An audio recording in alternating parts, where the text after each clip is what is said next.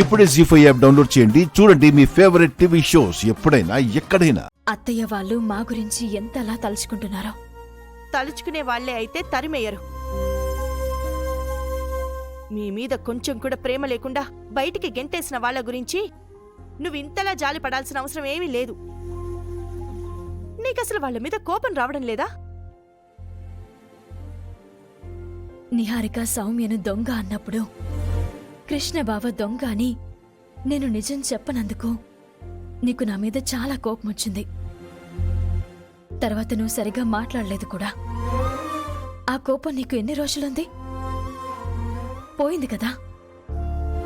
నేను phone lift చేయలేదని కంగారుగా మా ఇంటికొచ్చి అందరితో దెబ్బలాడి హోటల్ దగ్గర నుంచి మమ్మల్ని తీసుకుని వచ్చేశావు.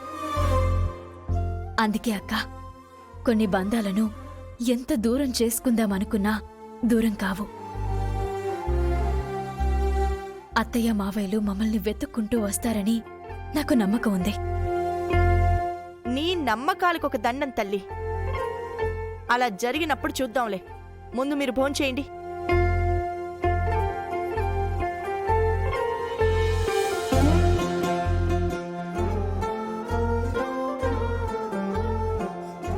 వదినా, మీరు కూడా మాతో కలిసి తినేయండి. నాన్న వచ్చే వరకు తినదు. నాన్న అన్నం తిన్న తర్వాతే తింటుంది.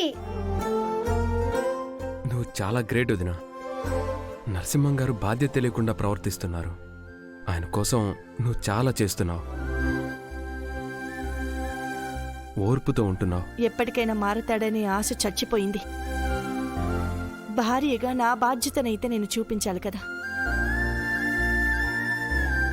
బంగారం, సరే సరే సరే సరే.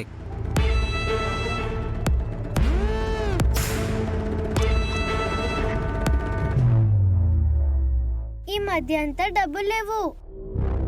ఈరోజు నువ్వు ఇచ్చావు కదా బాబాయ్. షాప్ మొత్తం ఖాళీ చేసి వచ్చాడు.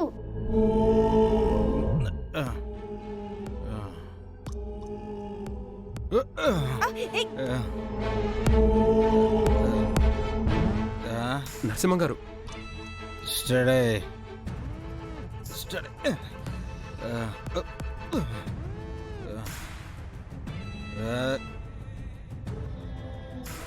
నువ్వు లోపలికెళ్ళు.